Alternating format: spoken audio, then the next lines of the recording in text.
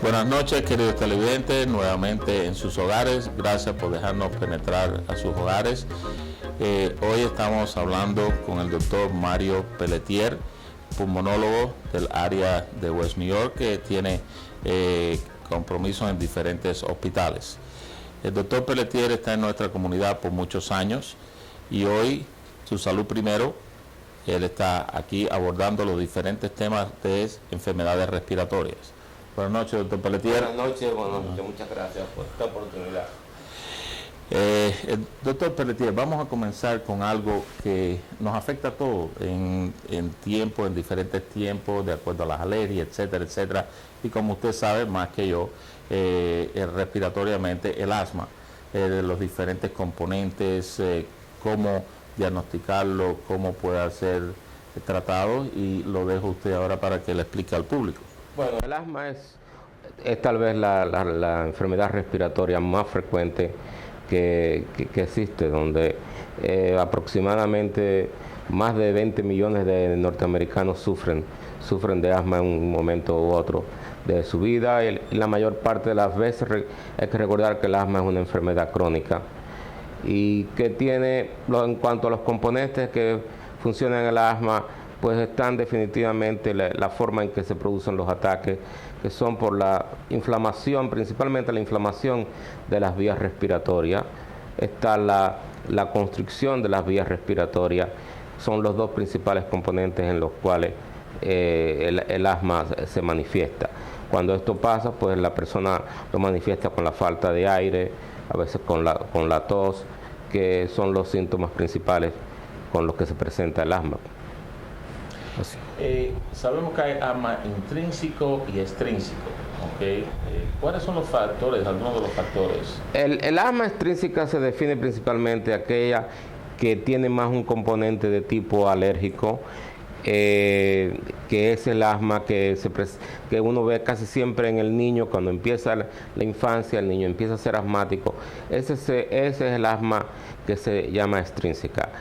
El asma intrínseca generalmente aparece en la mayoría de edad y es un asma que empieza tal vez por factores externos en la comunidad, o muchas veces y probablemente se cree que uno de los principales causantes son enfermedades virales que dejan a las vías respiratorias con una sobresensibilidad a los factores externos.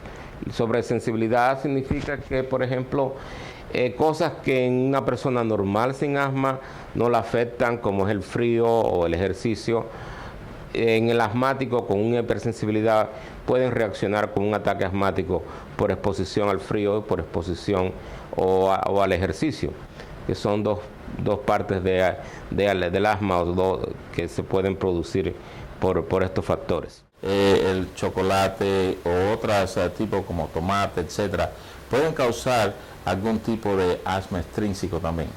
Sí, porque por eso cae en la definición del asma extrínseca. Al ser un componente alergénico, al ser un asma de tipo alérgica, cualquier factor, ya sea como tú dices, el tomate, hay una parte muy frecuente y que siempre al asma uno siempre tiene mucho cuidado, es por ejemplo las reacciones a la aspirina. Los asmáticos pueden tener mucha reacción fuerte a la aspirina y pueden producir ataques violentos de asma que pueden hasta peligrar y producir hasta la muerte si son sensibles a la aspirina. O sea, cualquier factor externo que produzca un ataque de asma es lo que se llama el asma de tipo extrínseca.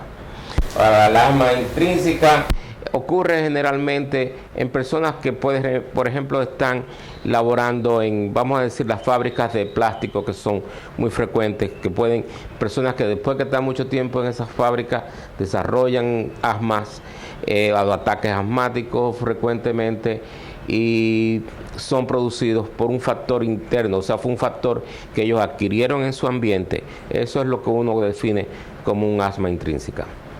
También el cigarrillo es uno de los productores de tipo de asma en las personas, y ya sería también de otro factor intrínseco. Una de las formas más comunes que yo he visto en mi práctica que se presenta es a través de, a veces, las personas que tienen reflujo, vienen con la tos, la falta de aire, al caminar, la tos nocturna. ¿Puede explicar algo sobre eso?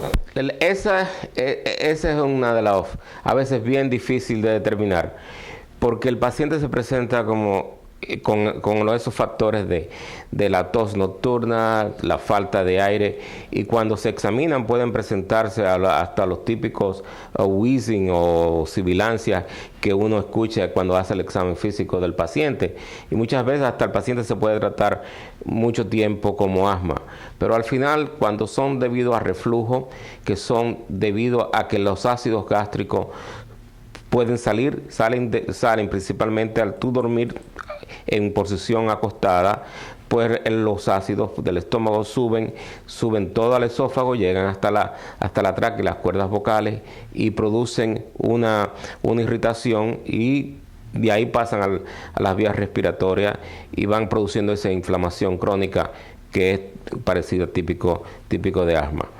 Generalmente estos pacientes se tratan un poco diferente porque hay que darle una medicina para tratar de controlar la acidez gástrica que ellos producen, que es la que le está produciendo principalmente los síntomas. Para usted diagnosticar diferentes tipos de alergias que pueden causar esto, usted le manda a hacer a sus pacientes tipo de, por ejemplo, testes de respiratorio o de comidas alergénicos. Pues hay pruebas que se pueden hacer dos tipos de pruebas principalmente de alergia, ya sea las pruebas por sangre para identificar componentes alergénicos. Lo que se hace, se usa una serie de los componentes principales a los cuales las personas hacen alergia y se hacen pruebas de la sangre. Pero también se pueden hacer lo que mucha gente conoce, es el uso de las inyecciones para tratar de determinar la reacción alérgica a ciertos componentes que puedan tener ciertas personas. Esas son las dos partes para detectar la posibilidad de tener alergia a ciertos componentes.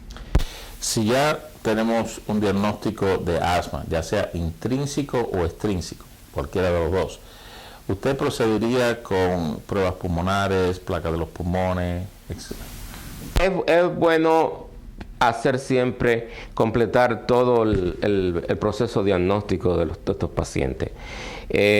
La prueba clásica de diagnóstico del asma son las pruebas funcionales pulmonares, en donde la persona va al laboratorio pulmonar y va a hacer un estudio en donde tiene que tratar de usar sus pulmones a la mayor capacidad posible para tratar de medir su capacidad, medir el tiempo en que vacía sus pulmones, y eso puede determinar si hay cierto nivel de obstrucción o no, y se usan medicamentos en esas pruebas pulmonares para ver, cuando después se le dan los medicamentos, si hay una respuesta positiva, que cuando la respuesta es positiva es consistente con el asma, porque tiene una hipersensibilidad, lo que mencionamos anteriormente, en sus áreas en sus vías respiratorias, que cuando se le da el tratamiento, pues la sensibilidad se desaparece o disminuye y la persona puede tener mucho mayor capacidad pulmonar después de eso. Téngase en sintonía y volveremos brevemente con el doctor Pelletier, siguiendo hablando del asma, muy interesante, en Tu Salud Primero, auspiciada por el Holy Name Medical Center.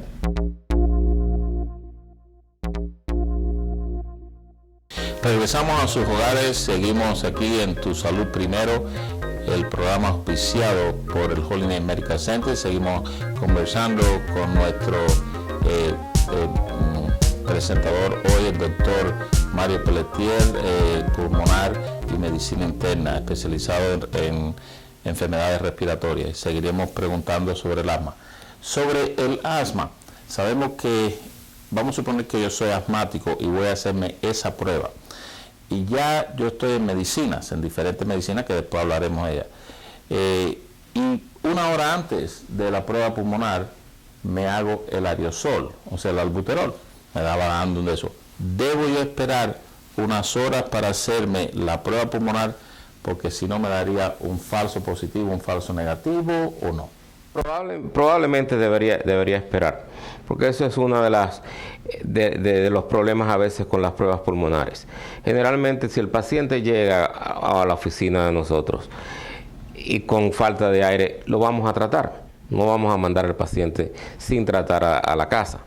Y ya sea, aunque lo usemos a ese momento o haya usado tal vez a la noche anterior, hay que entender que probablemente ya tenemos una asma que está más controlada, por lo cual muchas veces la prueba no da lo que llamaremos positiva consistente con asma. Y eso sí, trataría de ir uno lo más sin medicamentos posible para tratar de que la prueba se vea positiva. Lo que sí es importante decir es que una prueba negativa no significa que el paciente no tenga asma. Eso sí es bien importante. Por ejemplo, en un joven, para hacer ejercicio, para no hacer ejercicio, ¿cómo usted lo haría? Bueno, lo principalmente hay que identificar qué está provocando los ataques de asma de esa persona. Si el ataque de asma lo está provocando, por ejemplo, ya que hablamos del ejercicio, pues generalmente hay instrucciones que uno le da a ese paciente para hacer ejercicio. Es tratar de usar principalmente el albuterol, ya sea en inhalación o en la pompita, antes de los ejercicios, 10-15 minutos antes de hacer ejercicio la usa, y generalmente va a poder hacer su ejercicio normalmente. Hay que hacer énfasis que hay muchos atletas que son asmáticos, inclusive no atletas corrientes, hay campeones olímpicos que son asmáticos. ¿Y qué hacen? Lo que pasa es que si llevan su tratamiento, pues pueden llevar una vida lo más normal posible. Pero en ese caso casi siempre se usaría para los ejercicios el albuterol. Todo va dependiendo, más o menos medicamentos, dependiendo de qué tan frecuentes son los ataques asmáticos.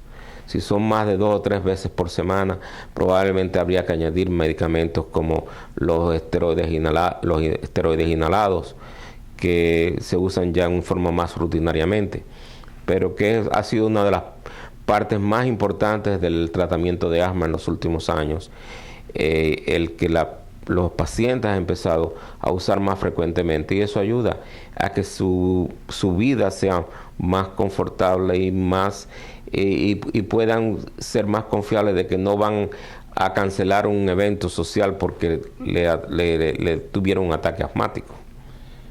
También corríjame si esto es incorrecto, esos inhaladores de esteroides que hay muchos en el mercado, también previene el uso del medicamento rescate, que es el albuterol.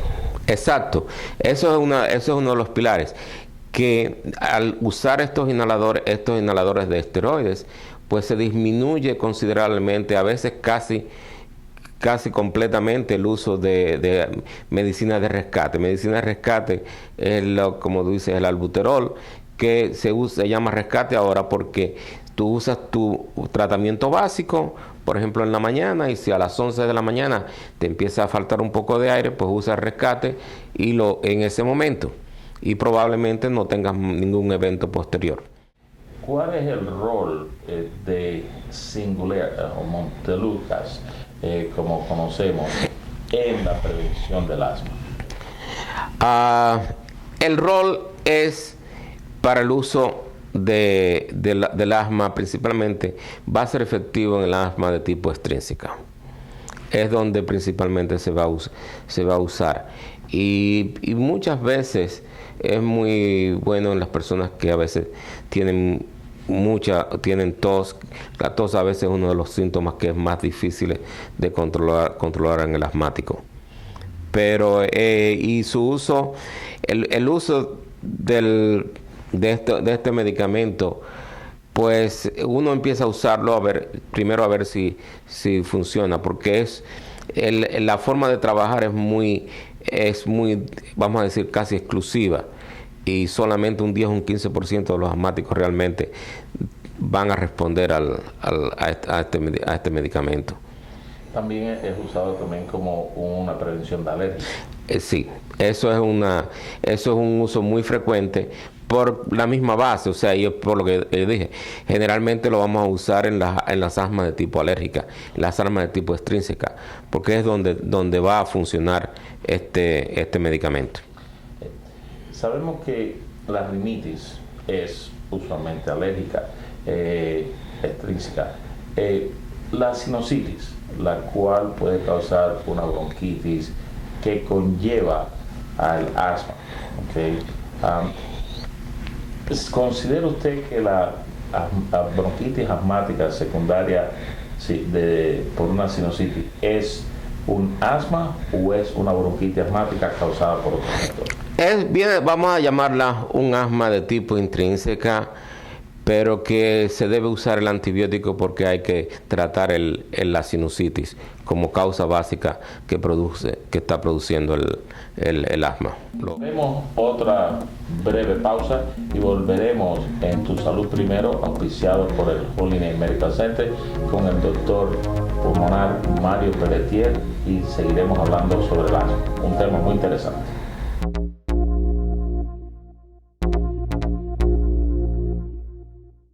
Otra vez, de nuevo en sus hogares, con el doctor Mario Pelletier, pulmonólogo, invitado hoy en nuestro programa Tu Salud Primero, auspiciado por el Holy Name Medical Center.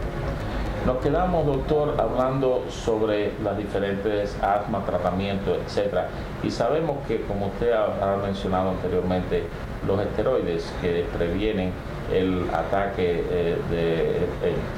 de asma y previenen usar tanto la medicina de rescate como es el albuterol, mencionado anteriormente. Hay diferentes tipos de ellos, ¿okay? Hay algunos que supuestamente causan más arritmia que otros, etcétera, etcétera. Pero no vamos a hablar de eso, vamos a hablar del rol que hace esta medicina a través de, como hemos visto a través de los años, en disminuir los ataques asmáticos y cómo es mejor usarlo. Bueno, indiscutiblemente, yo diría del tiempo que tengo trabajando en este asunto pulmonar, uno de los cambios más grandes que uno notó fue cuando se empezó el uso combinado de medicinas como el albuterol, pero con un tiempo de duración más prolongado que el albuterol, y combinarlos con esteroides. Cuando el comienzo de eso hizo definitivamente un cambio muy grande en el comportamiento del asma, en disminuir las visitas a la emergencia, y lo que uno ha notado en la práctica en disminuir la frecuencia de admisiones por asma, que ha caído grandemente en los hospitales. Hay una cantidad diferente de medicamentos, si mal no recuerdo, creo que hay 3 medicamentos ahora mismo que son combinados en el mercado. Algunas personas reaccionan bien a otro al otro, pues indiscutiblemente eso está una decisión entre su médico y usted, de cuál consideraría que es la mejor medicina en su caso. Hay otros medicamentos de inhaladores que se usan que tienen una función diferente o trabajan de una forma diferente en el pulmón, y a veces lo que se hace es que se combina, como es el uso vamos a llamarle, de la Spiriva, que la podemos usar en combinación con las otras. No es que hay una ventaja grande una con la otra, muchas veces todo depende del tipo de asma o el tipo de problema respiratorio que esté afectando a la persona para decidir cuál es la mejor combinación de medicamentos. Cuando tenemos el asma, empezamos por ejemplo, el albuterol o el racémico, el no racémico, depende lo que uno escoja para el paciente. Añadimos el Singulair para factores extrínsecos, y también los inhaladores de esteroides. ¿Okay? Una de las cosas que yo veo en el Spiriva, que es una excelente medicina que se añade después a través del tiempo, cuando los otros medicamentos empiezan a fallar. Corríjame si estoy diciendo algo que no está. No, exacto. Okay. Una de las cosas que yo veo en las personas mayores, que a veces a nosotros como médicos, como tenemos los pacientes y no a veces no le preguntamos, queremos que el público sepa, es que si ellos están yendo al oftalmólogo echándose algún tipo de gotas, me parece que el Espiriva está contraindicado en el glaucoma. La Espiriva está contraindicado en el glaucoma, pero hay que hacer énfasis. El paciente muchas veces, si no sabe, de preguntarle al oftalmólogo el tipo de glaucoma que tiene. Porque cuando hay glaucoma de ángulo abierto, hay glaucoma de ángulo cerrado. La Espiriva no habría problema si tiene un glaucoma de ángulo cerrado.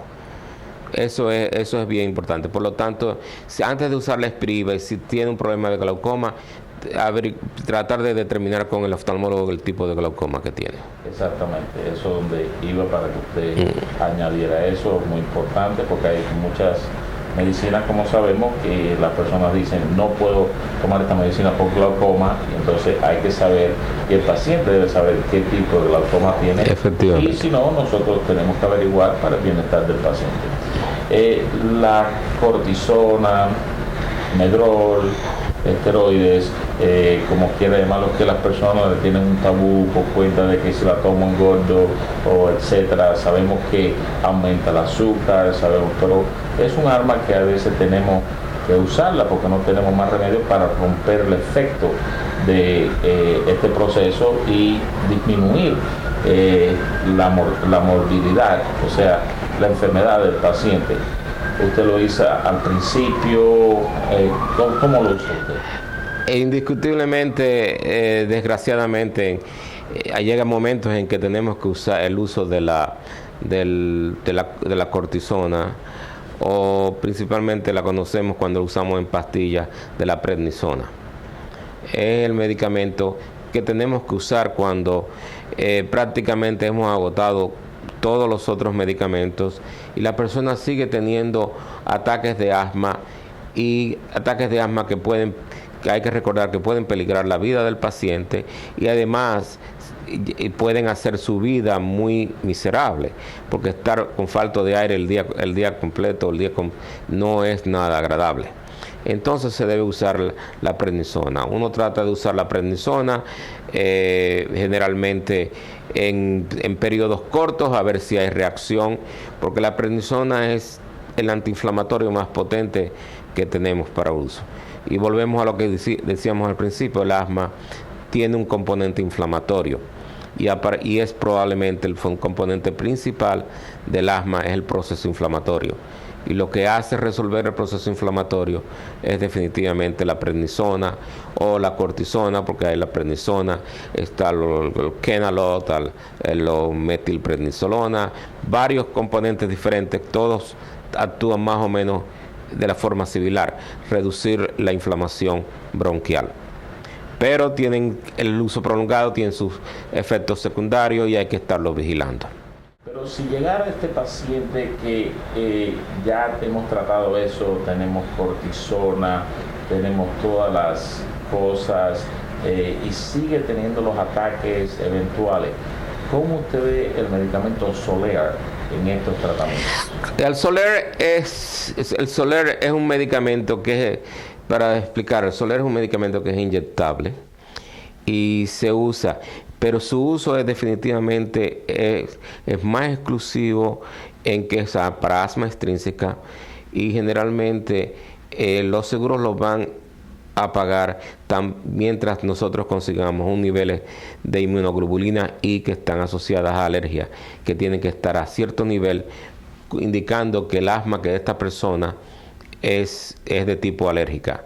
En estas personas muchos han tenido buenos resultados y pueden comenzar a llevar una vida mucho más normal con el uso de esta inyección, que generalmente se hacen en la oficina de los médicos. Bueno, muchas gracias por estar aquí con nosotros. Lo invitaremos otra vez para seguir hablando de diferentes enfermedades pulmonares. Si usted le place volver a nuestro programa. ¿Cómo no? De Tu Salud Primero. Gracias por la sintonía y volveremos en próxima semana, si Dios quiere, con el doctor Pelletier, hablando de tuberculosis y otras enfermedades respiratorias. Este programa es auspiciado por Holy Name Medical Center, su servidor Gilberto Gartel, Buenas noches y que Dios los bendiga. El anterior programa fue traído a ustedes gracias al gentil patrocinio de Holy Name Medical Center. Recuerde que nos puede seguir sintonizando a través de su canal comunitario de Cablevisión y Comcast.